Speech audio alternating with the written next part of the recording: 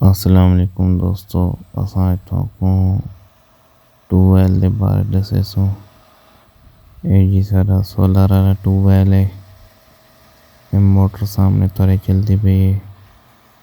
फिलहाल शाम का टाइम है ते ट्यूबवेल पानी थोड़ा देंदा पे, लेकिन पानी की निकासी बहुत अच्छी है।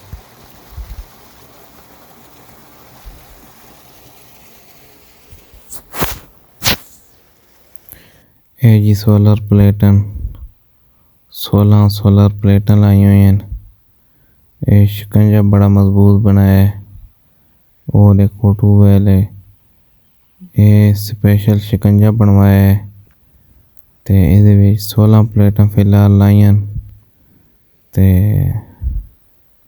20 प्लेटां दा वैसे शिकंजा बनाया है, लेकिन असां 16 प्लेटां लाइयां। एक कन्वर्टर है जेड़ा मोटर नूं करंट सप्लाई करेंदा है, जो एसी डीसी करके अगे भेजेंदा है। ते बड़ी अच्छी कंपनी का ये कन्वर्टर है। बकाए सोलर प्लेटां की तलवी साइड है ते बड़ा ही अच्छा निज़ाम चलता पे। अगर तुसां ट्यूबवेल लवाना है तो मेरा नंबर थोड़े सामने है, तुसां मेरे नाल रब्ता करके ट्यूबवेल लगवा सकते हो।